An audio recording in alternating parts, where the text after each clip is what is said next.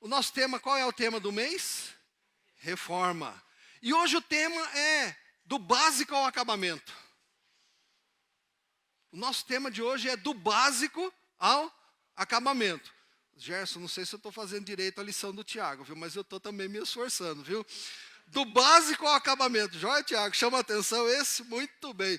Então, quando a gente pensa em reforma, quando a gente fala do básico, do acabamento, você sabe do que eu estou falando? Sabe, né? Dos materiais que a gente usa. Cimento, pedra, areia, ferro. Isso é o básico, né? E acabamento já é aquela coisinha que você vai, já a obra sendo terminada, que você já começa a botar lá. Você faz um quarto lá em branco e preto, aquela coisa bacana, em tom assim. Você vai caprichando, você vai dando o acabamento que você quer. Ou um cruzeirense bota aquele azul horroroso lá, né? Enfim, cada um vai pondo do jeito que quer. No básico a gente não pode mudar. O alicerce tem que ter tijolo bom, tem que ter cimento de qualidade, pedra, areia. Não dá para você botar areia do mar para fazer alicerce. Lembram de um prédio que usaram areia do mar aí um tempo atrás? Caiu. Então hoje eu quero falar com você e o nosso tema é esse. É do básico ao acabamento. Pô, pastor, como é que o senhor vai fazer isso? Qual o texto da Bíblia que o senhor vai usar para a gente tratar do tema? Eu quero convidar você, então, a você abrir a sua Bíblia no livro do profeta Ezequiel. Eita, hoje o negócio está feio, é só no Velho Testamento. Se você não lembra onde está, não tem problema. Olha no comecinho da tua Bíblia, aí tem uma lista lá dos livros da Bíblia, e você vai achar lá. O Ezequiel, na minha Bíblia, está mais ou menos por volta da página 1558, aí, ó, não sei a sua. Capítulo 37 do livro de Ezequiel. E nós vamos usar aquela passagem que é relativamente conhecida, dos versos 1 a 14, quando Ezequiel profetiza a um vale de ossos secos. Já achou aí? Estou esperando você achar, hein? Ezequiel 37, do verso 1 ao 14. Preste atenção na leitura, acompanhe aí. Você que está em casa também, para de lavar sua louça aí, para de assistir o Fantástico, não dá para assistir Fantástico e o culto ao mesmo tempo. Presta atenção agora. Diz assim o texto: a mão do Senhor estava sobre mim, e por seu espírito ele me levou a um vale cheio de ossos secos. Ele me levou de um lado para o outro, e pude ver que era enorme o número de ossos no vale, e que os ossos estavam muito secos. Ele me perguntou: filho do homem, esses ossos poderão tornar a viver? Respondi: ó soberano Senhor, tu o sabes. Então ele me disse: profetize a esses ossos e diga-lhes: ossos secos, ouçam a palavra do Senhor. Assim diz o soberano Senhor a estes ossos: farei um espírito entrar em vocês e vocês terão vida. Porém tendões em vocês, e farei aparecer carne sobre vocês, e os cobrirei com pele. Porei um espírito em vocês e vocês terão vida. Então vocês saberão que eu sou o Senhor. E eu profetizei conforme a ordem recebida. E enquanto profetizava, houve um barulho, um som de chocalho, e os ossos se juntaram, osso com osso. Olhei, e os ossos foram cobertos de tendões e de carnes, e depois de pele, mas não havia espírito neles. A seguir ele me disse: profetize ao espírito. Profetize, filho do homem, e diga-lhe: assim diz o soberano Senhor: venha desde os quatro ventos, ó Espírito, e sopre dentro esses mortos para que vivam. Profetizei conforme a ordem recebida, e o Espírito entrou neles. Eles receberam vida e se puseram de pé. Era um exército enorme. Então ele me disse: filho do homem, esses ossos são toda a nação de Israel. Eles dizem: nossos ossos se secaram, e nossa esperança se foi, fomos exterminados. Por isso, profetize e diga-lhes, assim diz o Senhor, ó meu povo, vou abrir os seus túmulos e fazê-los sair. Trarei vocês de volta à terra de Israel. E quando eu abrir os seus túmulos e os fizer sair, vocês, meu povo, saberão que eu sou o Senhor. Porei o meu espírito em vocês e vocês viverão. E eu os estabelecerei em sua própria terra. Então vocês saberão que eu, o Senhor, falei. E o fiz, seus companheiros, palavra do Senhor. É isso que está escrito na Bíblia. E nós podemos dizer amém? Amém. Amém significa assim seja. Nós cremos nessa palavra de Deus. Agora, pastor, o que tem esse texto com o tema do básico ao acabamento? Dizem aí os entendidos, que não é o meu caso, em construção, que em algumas coisas a gente pode procurar um ou outro material mais em conta, mais barato, mas outros a gente não pode abrir mão. A gente não pode abrir mão de um bom cimento, de um bom tijolo, de um bom ferro, varão de ferro, quando a gente vai fazer o alicerce, quando a gente vai fazer as paredes, não dá para abrir mão dessas coisas. Já o acabamento, se você vai pôr um azulejo, ainda existe azulejo, seu Eli? Existe, né? Eu lembrei agora que é porcelanato, né? Mas tem também, né? Então não estou tão fora assim, porque quando eu falo umas coisas, o pessoal já levanta a orelha e fala assim, lá vem falando ele de Winchester de novo.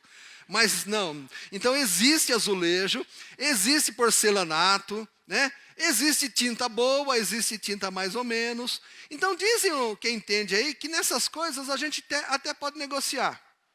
Comprar o mais barato, se a gente tiver sem dinheiro, para quem sabe mais tarde gastar. Mas no básico a gente não pode abrir mão. Porque se usar areia do mar para fazer o alicerce, a casa cai. Se usar cimento ruim, não dá liga, a casa cai. Tem que ser coisa boa no alicerce, nas paredes. Meu irmão, eu quero falar para você de algumas coisas, e usando esse texto aqui, que não dá para a gente abrir mão. Não dá para negociar. Não dá para mudar. Tinha muitas coisas. Mas como vocês são presbiterianos independentes da gema, eu sei que a gente não aguenta mais de 40 minutos de palavra, né? Se você fosse, quem sabe, de uma outra comunidade um pouco mais aí, ficava 2 horas, 3 horas e não tinha problema. Mas como nós somos presbiterianos independentes, então a gente tem um limite aqui. Então eu vou respeitar esse limite meu de 2h30. Fique em paz. A gente vai caminhar dentro desse tempo aqui. Então eu escolhi para vocês 3 aspectos, 3 princípios que são inegociáveis. Ele é básico, ele é fundamental, ele tem que ser de qualidade. Primeiro princípio que quando eu olho para esse texto aqui, grita para mim, é soberania. Diga para quem está do teu lado aí, quase dormindo assim, ó, soberania. Pode falar. Vai, Manu, fala para Iracema aí, soberania, Iracema. Isso, soberania. Esse princípio, ele é inegociável para quem é discípulo de Jesus. O que significa ser soberano? Mandar. Dizer o que tem que ser feito. Dar a ordem. Por exemplo, na minha casa, durante muito tempo eu fui soberano com relação aos meus filhos. Eu falava, eles me obedeciam de olho fechado. Felipe, quando tinha 2 aninhos, 3 aninhos, a gente ia para Amparo, né, na congregação lá em Amparo, na igreja de Amparo. O Felipe tinha essa idade, então, o que eu falava, Felipe com o papai, do lado aqui, mas imediatamente ele corria do meu lado. O Mateus também, quando tinha essa idade. E a Sara também. Depois eles foram crescendo. É só comigo que aconteceu isso? A gente vai perdendo o quê? Como pai, a soberania. Eu lembro de uma vez o meu pai me falando, eu não lembro o quê, mas eu lembro que eu virei para ele e falei, pai, as coisas já não são mais desse jeito. Depois Deus me corrigiu de uma tal maneira que eu nunca mais falei aquilo para o meu pai. Soberania. O pai, a mãe, pode até perder a soberania, mas tem alguém que nunca deixa de ser soberano. Quer você queira, quer eu queira ou não. E quem é esse? Deus. Quando Deus fala, eu fico imaginando, tem um grupo de teólogos que diz que isso não aconteceu literalmente, mas tem outro grupo de teólogos que afirma categoricamente que isso aconteceu, tá bom? Essa situação toda que eu li para vocês. Eu creio nisso. Creio na literalidade desse texto. Então eu fico imaginando o Ezequias sendo levado para esse vale de ossos. E para a gente entender um pouco o contexto, a gente tem que só relembrar a situação do Ezequias. O Ezequias foi um profeta que foi chamado para ministrar na época do exílio. Você lembra? Quando o Nabucodonosor levou Israel e Judá lá para a Babilônia? Você lembra, você estudou na Bíblia. Eu sei que você estuda na Bíblia, eu sei que você lembra disso. Então, quando o Nabucodonosor levou esse povo todo lá para o exílio, foi aí que o Ezequias foi chamado.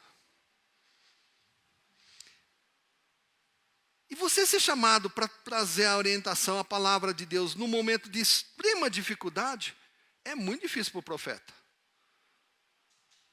Eu fico, às vezes, tentando me imaginar e me colocar no lugar desses homens, desses servos de Deus.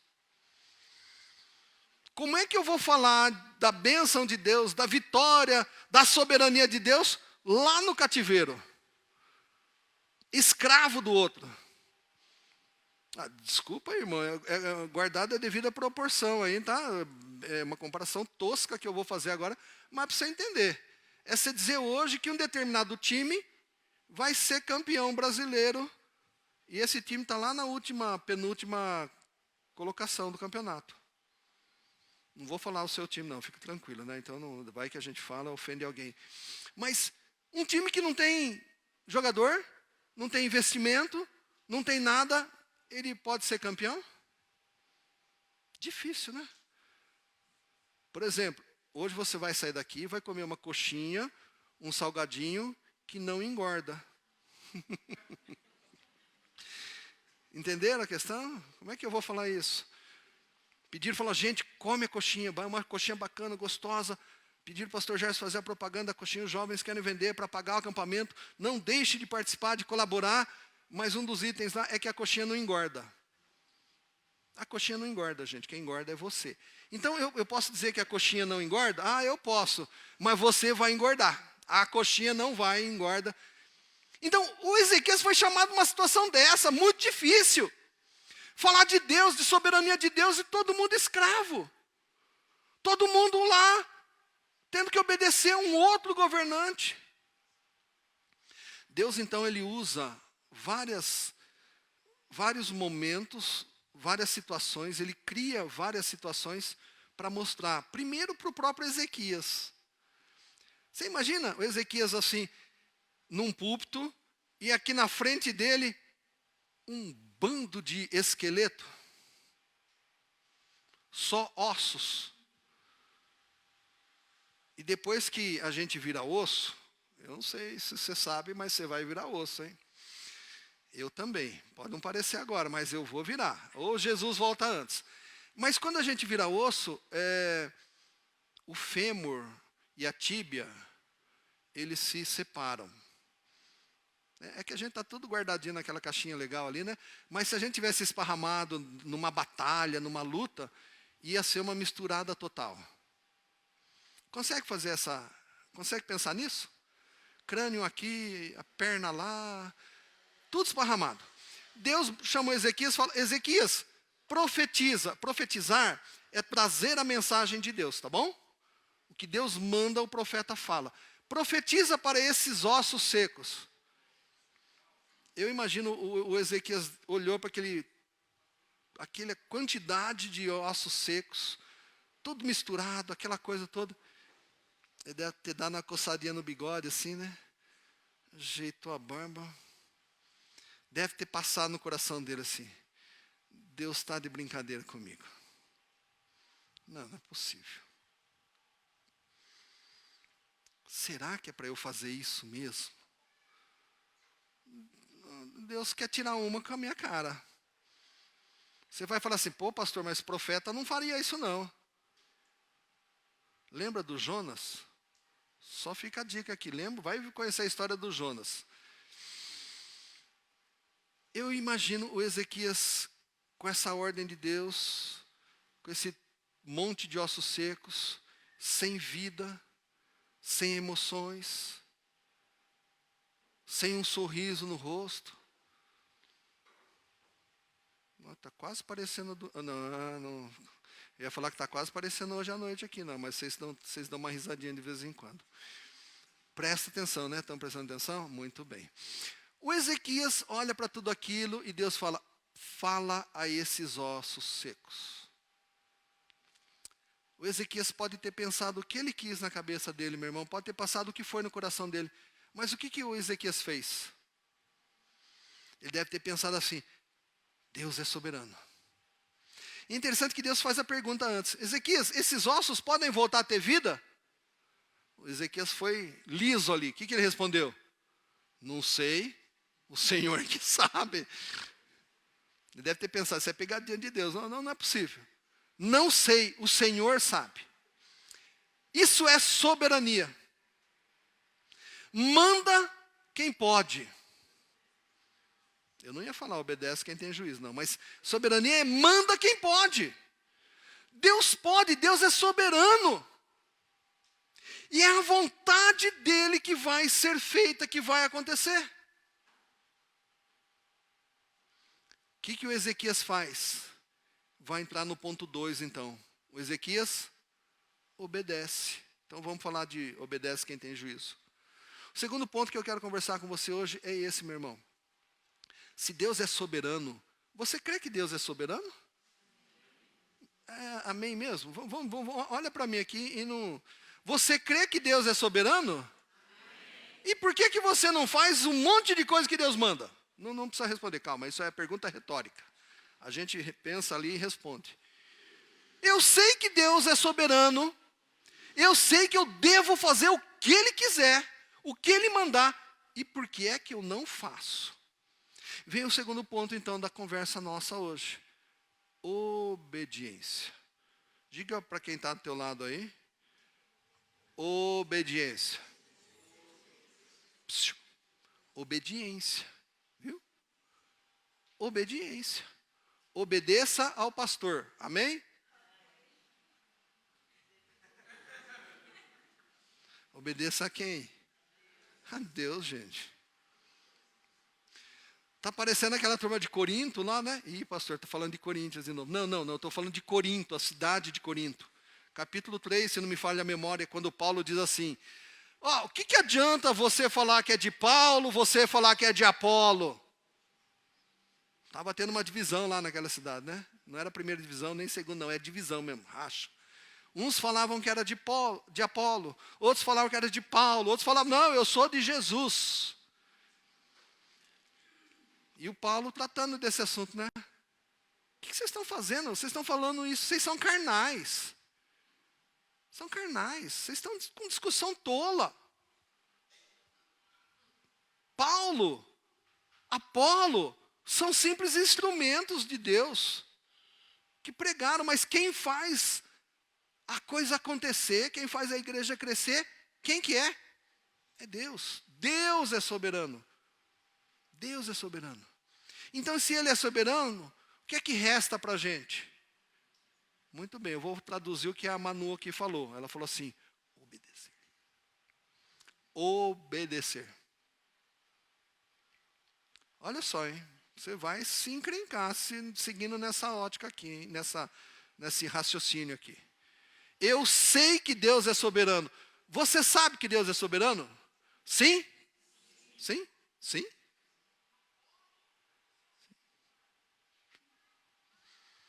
Tudo bem aqui, esse lado também?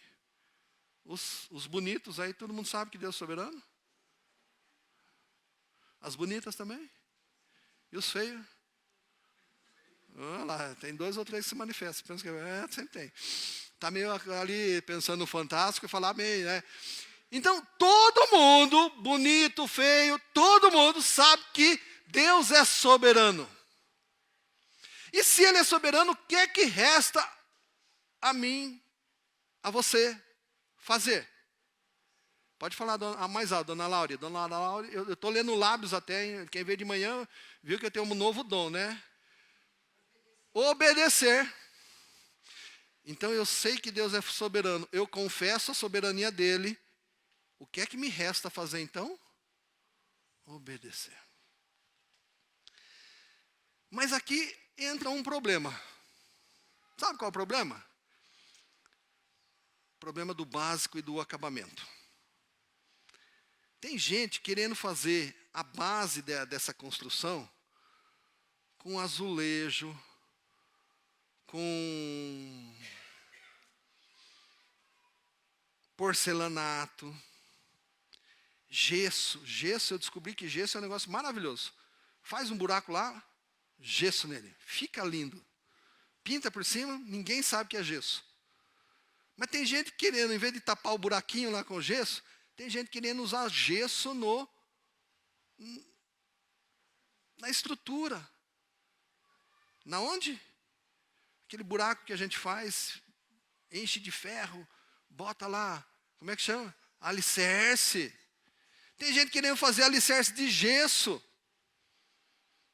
Ou querendo construir casa de 2, 3 andares e usar no primeiro andar tijolo baiano para fazer o alicerce. Conhece tijolo baiano? Eu fui pesquisar. Me corrija se eu estiver errado. Tijolo baiano é aquele que tem furado, né? Estou certo, seu Eli? É? Você consegue pensar nisso, Eli? Vem cá, seu Eli, vou construir aqui 2, 3 andares, mas o tijolo baiano está mais barato, eu quero usar no alicerce. O senhor recomenda? O profeta Eli disse que não. De jeito nenhum, você não vai achar na Bíblia, mas o profeta Eli disse, não use tijolo baiano. Por quê? Porque quando vier o peso, quando você botar a laje, quando você subir as paredes, o que é que vai acontecer? Vai cair. Tem gente querendo viver uma vida e adotar como princípio o que deveria, em vez de ser o que é básico, o que é o acabamento. Acabamento é a parte mais bonita da casa, não é? Alguém repara no alicerce da casa? Não. Repara no azulejo, no porcelanato. Não, que porcelanato lindo. Olha só que piso maravilhoso. Olha aqui essa cozinha com armários. Sabe aquele armário que você puxa ou bate o dedo, ele vem sozinho? E depois você empurra, ele vai mansinho? Em casa lá é aquele que você... parece briga, né? Você bate nele, depois quando você solta, ele volta. Bah, bah. Dá briga lá. Principalmente quando minha sogra vai... minha sogra não está aqui hoje, não posso falar. Oi, dona Ivone, a senhora está em casa hoje, né? A dona Ivone ficou em casa porque a Sara não está bem, a Simone ficou. A dona Ivone vai lá de vez em quando, e não é só a dona Ivone que faz isso, puxa o armário e solta o armário. O que acontece com o armário?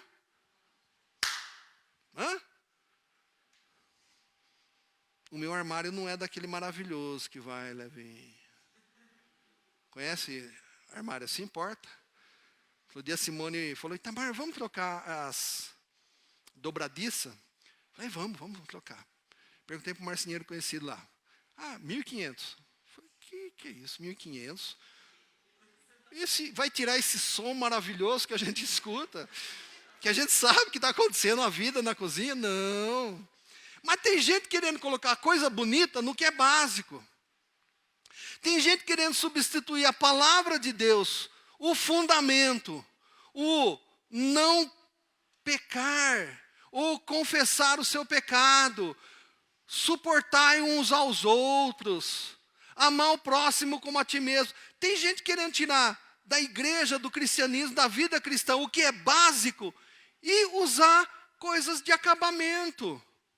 O Senhor vai providenciar tudo, Deus vai resolver. Determine no seu coração e as coisas irão acontecer. Tem gente querendo inverter. Está sendo apresentado um evangelho de bênçãos. Venha para esta igreja e a sua vida vai ser maravilhosa. Não foi isso que Cristo prometeu. Cristo prometeu que nós seríamos o quê? Amados por todo mundo ia querer o nosso bem. É isso que está na Bíblia? Vocês serão perseguidos por amor a mim, por professarem a fé, a crença em mim, vocês serão perseguidos. Vocês serão mortos. E a gente quer um evangelho onde tudo vai bem, onde tudo está excelente. E quando as coisas não acontecem do jeito que a gente gostaria, a gente fica louco da vida com Deus. O que o Senhor está fazendo comigo, Deus?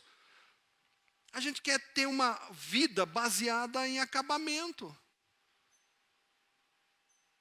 Você lembra quando Jesus falaram sobre as pessoas que ouvem a palavra dele e praticam? E os que ouvem a palavra dele e não praticam? Você lembra disso? Sim ou não? Vamos ver. Sim, muito bem. Uns 4 sim aí, eu deu para entender, uns 4 sim. Jesus disse o que? Olha, quem ouve as minhas palavras e as pratica é comparada a um homem sensato, que edificou, que construiu a sua casa sobre a rocha. Vamos parar aqui. Aí ele diz, o insensato, aliás, o que ouve a palavra dele e não pratica é o insensato, é o tolo. Que também construiu uma casa sobre o quê? A areia. E aí o que acontece? Essas duas casas passam pelo quê? Tempestade. Veio a chuva, veio o vento forte e bateu com força contra aquelas casas. As duas enfrentaram a tempestade. Só um parênteses, meu irmão. Você é tolo ou é insensato? Pensa aí. Seja tolo ou insensato, Jesus está dizendo que você vai enfrentar tempestades, tá bom? Só um parênteses aqui. Você vai passar por lutas, você vai passar por problemas. Jesus não está dizendo que a sua vida vai ser livre de problemas. Que a sua vida vai ser um mar de rosas. Que o seu dinheiro vai acabar o mês e vai sobrar dinheiro. Você sabe o que é isso? Eu lembro, lá atrás eu lembro disso, né?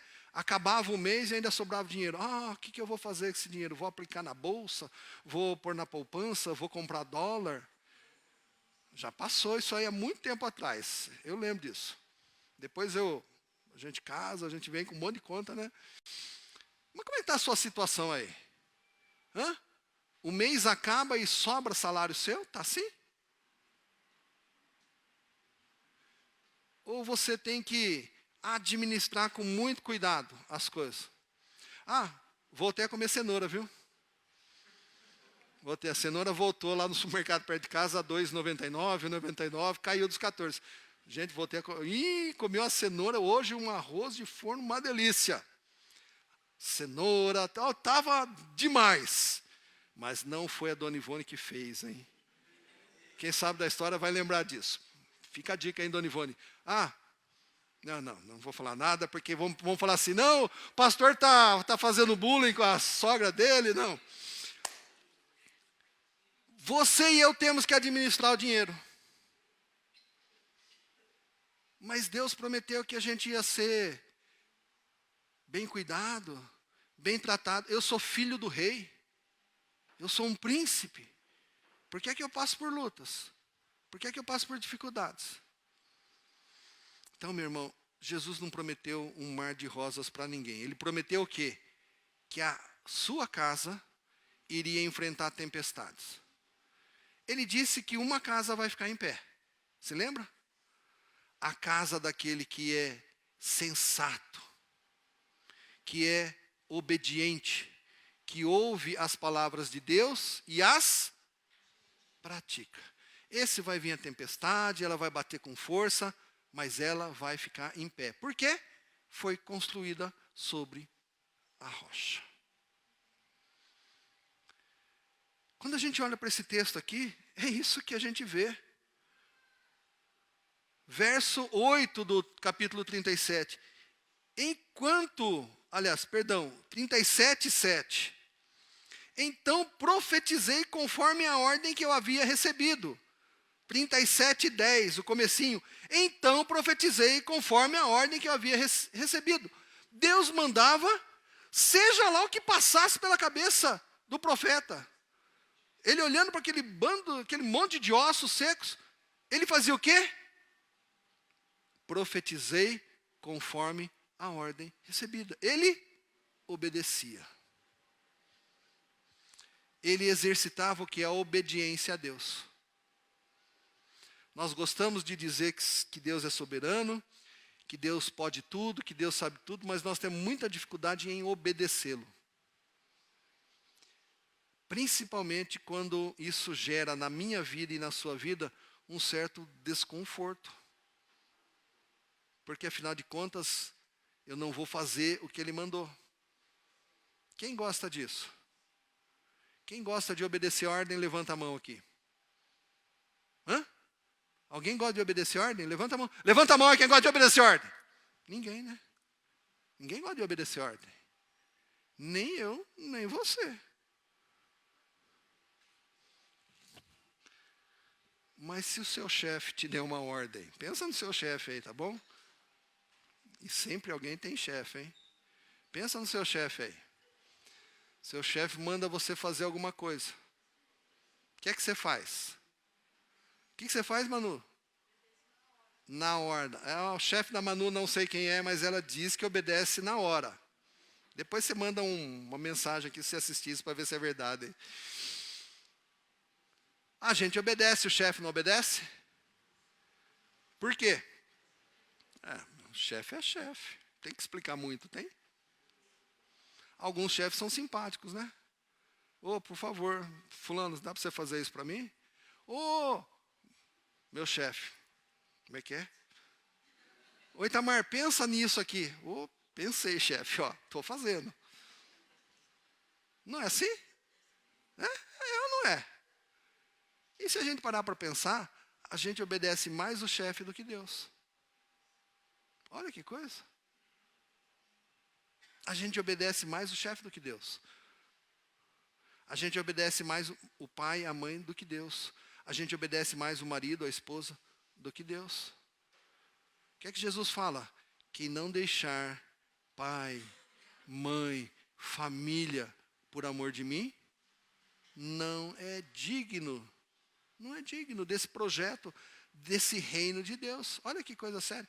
Jesus não está falando para a gente ser desobediente, para a gente não ser respeitoso. Não é disso que Jesus está falando, tá bom? Não vai torcer as coisas aí.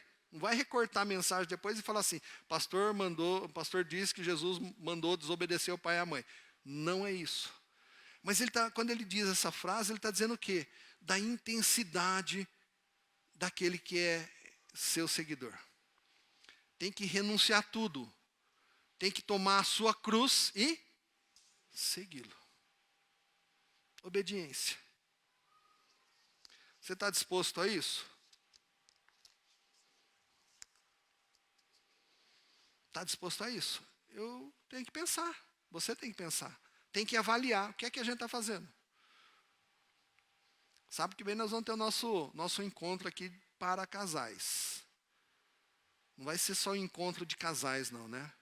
Porque enquanto de casal, vem o casal assim, oi, tudo bom? Se encontrou e vamos embora. Não, a gente vai ter algumas coisas aqui, né? Preparadas e com muito carinho.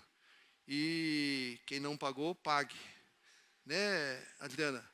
Eu não paguei, inclusive, eu fui verificar lá, eu não paguei, Adriana, e você não me cobrou, hein? Então eu sou réu, confesso, a Adriana vai pôr o Pix no Ipizando, hein? Para você pagar, tá bom? Por quê? Porque foi preparado. E as coisas estão caras, né? Vai ter cenoura, Adriana? Não, agora que está baratinho, não vai ter cenoura, né? Enfim, vai ter muita coisa preparada para a gente aqui, tá bom? Não vai ser só encontro de casais aqui. Mas a gente vai tratar de algumas coisas. Aqui. Mas sabe o que eu tenho reparado nesses últimos tempos? Ninguém gosta de abrir mão de nada. Há um egoísmo dominando toda a humanidade, e isso entrou dentro das igrejas. Fora da igreja, não vou falar da igreja, de nós. Nós estamos nos tornando cada vez mais o quê? Egoístas. E egoísta é o quê? O que o egoísta pensa? Qual é o melhor time do Brasil? Corinthians. Qual é a pessoa que está mais em forma? A minha. Qual a mulher mais linda do mundo? A Simone. Qual a melhor sogra do mundo? A da Simone. Você está dando risada por quê, gente? Você percebeu, do egoísta, vocês não perceberam nada do egoísta, né? O egoísmo é isso, a pessoa que só pensa nele. O dele é o melhor, o dele é o mais bonito, as coisas dele são a que vale a pena, os problemas dele que precisam ser resolvidos. E o resto? O resto é o resto, entra na fila. Nós estamos nos tornando extremamente egoístas e não temos feito aquilo que Cristo mandou a gente fazer. E aí a gente chega então no final, no terceiro ponto. O terceiro ponto é transformação. Quando a gente olha para essa história dos ossos, do Vale dos Ossos Secos, o que acontece? É notória a mensagem que Deus quer passar para o seu povo. Pensa nisso, ó. Deus quer passar uma mensagem para quem? Para o povo dele. Que povo? O povo de Israel, o povo de Judá, que estava onde? Cativo na Babilônia, feito escravo na Babilônia, que não tinha mais expectativa nenhuma de voltar para sua terra amada, adorada, para Jerusalém. Não tinha mais essa expectativa. Por quê? Porque ele não tinha mais força. Ele não tinha exércitos, os exércitos foram destruídos. Ele não tinha poder militar para se opor àqueles que o haviam conquistado. Você já passou por uma situação assim? Passou por um problema que quando você olha, você não vê a solução? Eu não sei você, eu já. Por vários. Sensação e a vontade que a gente tem é do quê? Pregar os pontos. Ah, não, acabou. Para mim, acabou. Chega. Não aguento mais. Hã? Já teve uma DR aí e ouviu essa frase? Marido, mulher, hã? Não aguento mais. Você não muda. Você só pensa em fazer pudim de leite condensado para mim. Você só pensa em fazer em pavê para mim. Você só pensa em fazer arroz à grega para mim, picanha. Você não pensa no meu regime. Tá vendo? Quando a gente tem o microfone, a gente corre o risco de querer dar as indiretas para a esposa. Hein? É um perigo isso, viu, Sueli? É um perigo. A gente tem que tomar cuidado com essas coisas. A gente tem que tomar muito cuidado. Muito cuidado. A transformação que Deus realiza aqui, nesse vale dos ossos secos, é tremenda. Aquele problema que não tinha solução, que não havia expectativa, que não tinha como mudar. Como é que nós vamos voltar para Israel, para Jerusalém? Não tem como. Deus vai e fala para o profeta, olha, vai lá. Deus é maravilhoso, né? Alguns profetas, ele trata de um jeito assim. A dinâmica de Deus é fantástica, né? E cada contexto é um. O Ezequias, ele chama o profeta para falar para esse povo, mas nesse pregar para os ossos secos, você já pensou que cuidado Deus teve com Ezequias? Ezequias profetiza para esse vale de ossos secos. E o Ezequias obedeceu. Ele sabia que Deus era soberano, ele obedeceu. O que aconteceu? O que diz o texto? Você lembra? Começou a haver um chocalho. Que chocalho foi esse? Eu começo a imaginar isso. A perna do cara que estava lá no outro canto, estava procurando o tórax que estava aqui. E começou a ver esse barulho. Está no texto aqui. E o que aconteceu? Osso foi se juntando com o osso. Você tem ideia disso? E o Ezequias olhando. Ele falou, obedeceu. Deu certo, olha só. Eu fiquei imaginando ele pensando assim, né? Olha só, legal, deu certo. Olha lá, perna. Achou, encontrou. Formou mais um ali. E foi juntando tendões, foi juntando pele. E foi juntando carne, um pouco mais de carne, mais carne, gordura, mais carne, pele. Era o Itamar. Entendeu, né? Bastante carne, gordura. Formou Itamar lá. Como que esses mortos reagiam? Tudo formadinho agora. Pé com pé, mão com mão, osso com osso, carne. Mais carne, gordura. E esses seres, o que eles faziam? Nada. Por quê? Não estavam vivos. Daria para a gente ficar aqui um bom tempo falando só disso, mas eu vou abreviar, tá bom? Aí Deus falou o quê para o Jeremias? Para quem? Ezequiel? Não é o Jeremias? Isaías? Ezequiel, tem certeza? Absoluta? Ezequiel, fala para essa turma agora e profetiza para vir um espírito. E o que o Jeremias fez? Você está prestando atenção. Gerson, até que enfim. Que bom, vamos ver. Mas domingo que vem tem lição, hein? Não contei para você, né, Gerson? Depois eu vou te cantar uns 5 minutos da sua mensagem. Eu quero fazer um Enem. Isso é verdade, você ouviu, né? Eu não estava aqui, mas estava online. Vai ter Enem evangélico aqui na igreja domingo que vem, viu, Sueli? Vem aqui para responder, viu? Fala para o Espírito vir. E o Jeremias falou? Não, Vilma, você insiste no Ezequias, né? Ezequiel, tem certeza? Ezequiel fala, ele obedece. E o que acontece? Qual é o nosso terceiro ponto? Transformação. O que era um monte de ossos, que não era nada, era sem vida, volta a ter vida.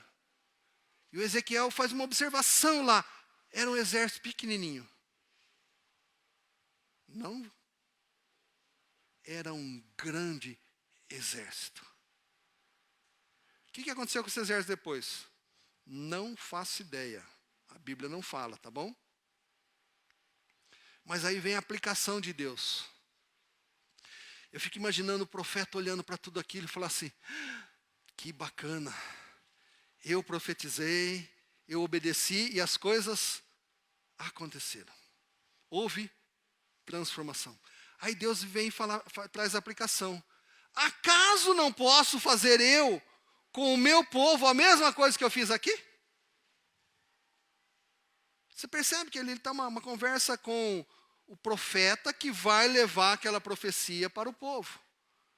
Não posso fazer eu a mesma coisa com o meu povo? Como é que ele termina essa profecia? Então ele me disse, filho do homem, esses ossos, presta atenção, meu irmão, que aqui é a aplicação é o fechamento da profecia. Esses ossos, esse negócio morto, esse bando de coisas que não tem vida, que não respira, que não tem emoção, que não tem amor, que não tem misericórdia, que não obedece. Esse ossos secos todos são toda a nação de Israel. Eles dizem, o povo falava lá no exílio, eles dizem, nossos ossos se secaram e nossa esperança se foi, fomos exterminados. O povo de Israel no exílio tinha perdido toda a esperança. Não tinha exército, não tinha poder nenhum para enfrentar. Não tinha.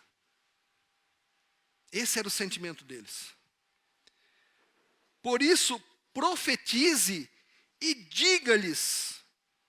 Então Deus está mandando agora o profeta exercer a profecia. Ezequiel vai lá e fala para esse povo. Vai lá e diz para eles. Assim diz o soberano Senhor. Ó meu povo.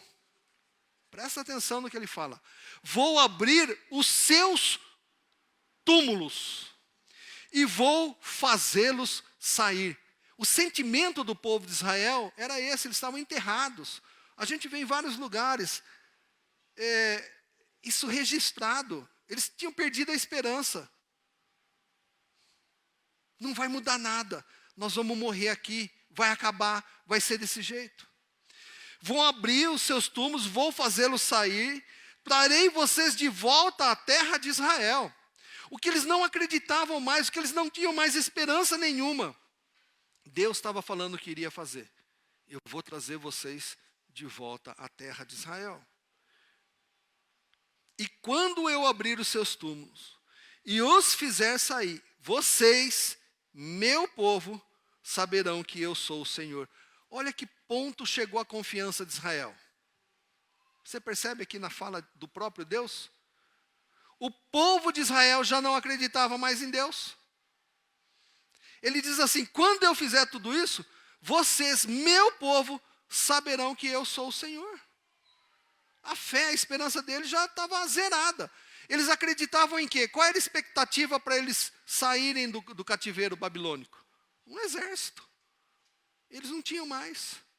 Mas Deus está dizendo que vai fazer. E quando você lê a história de Israel, o povo volta para Jerusalém, porque Deus tocou no coração do imperador.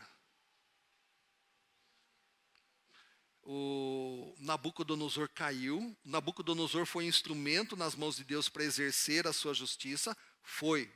O povo foi para o cativeiro, por quê? Porque desobedeceu a Deus.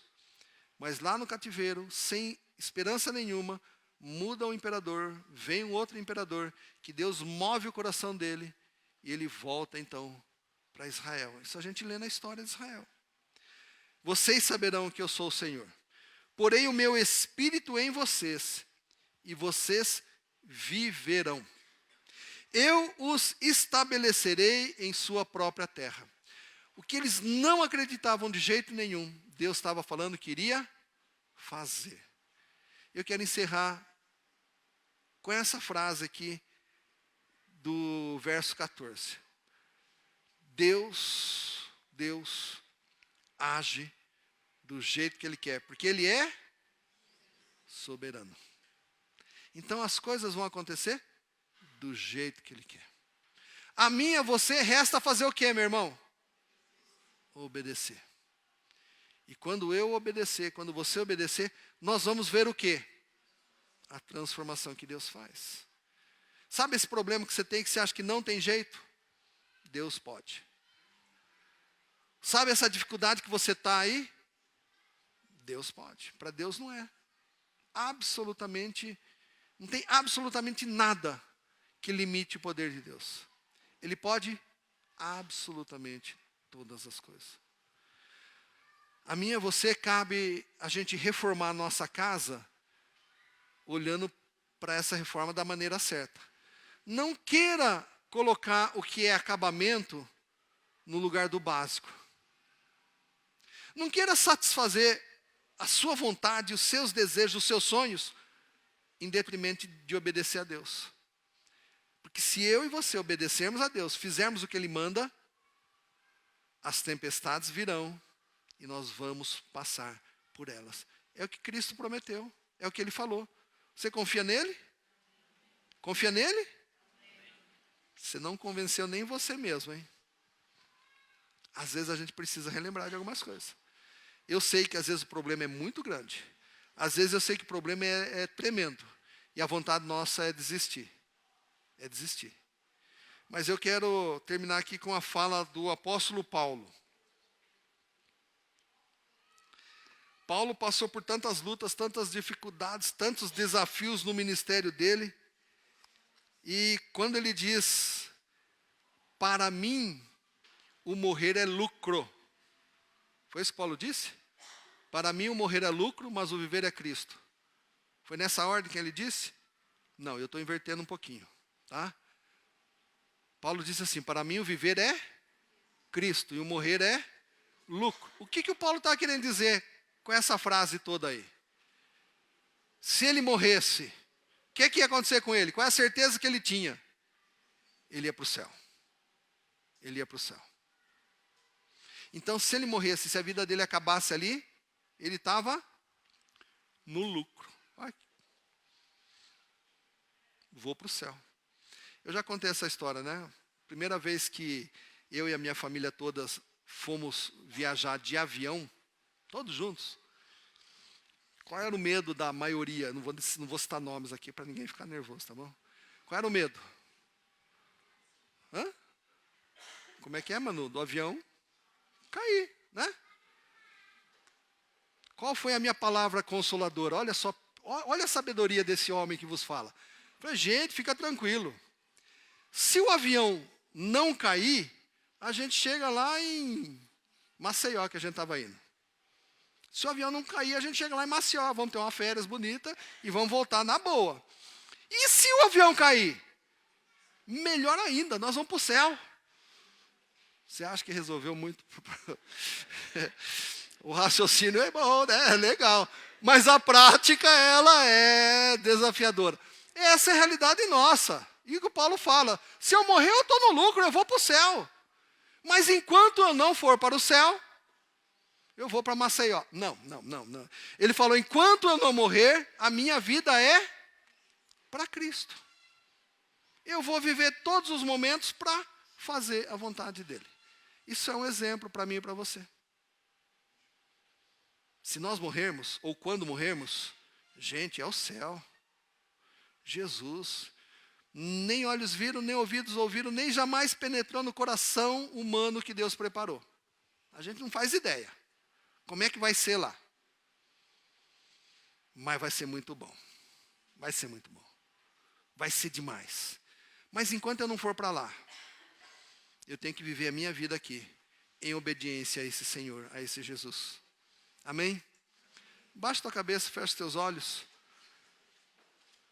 Fale com o Senhor nesse instante. Fale com o Senhor. Peça para que o Espírito Santo trate com você, com o teu coração.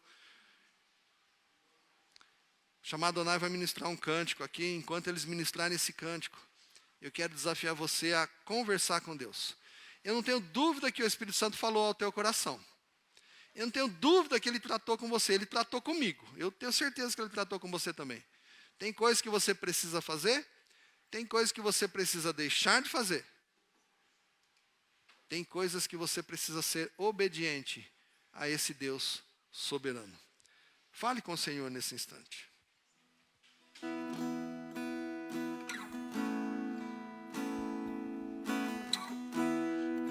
Dias de desespero, incerteza e medo há em uma salvação eu creio em ti,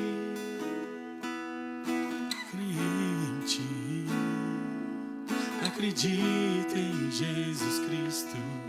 Acredito em Deus o Pai, acredito no Santo Espírito, que nos vida nova traz. Acredito na cruz de Cristo, em que a morte enfim venceu. Acredito que ressurreto, muito em breve voltará. Creio em ti. Deus bendito, Pai maravilhoso, muito obrigado, porque o Senhor, na tua imensa graça e misericórdia, veio na nossa direção. O Senhor nos escolheu para sermos alvo da tua graça. O Senhor derramou a tua graça e misericórdia sobre as nossas vidas. O Senhor perdoou os nossos pecados e nos reconciliou consigo mesmo em Cristo Jesus. E nos deu vida eterna. Nós cremos na tua palavra, nós cremos na transformação que há no teu evangelho, nós cremos na vida que há em Cristo Jesus.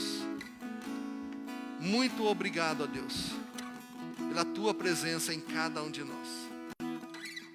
Trata com essa tua igreja, com esse teu povo, conforme a tua vontade.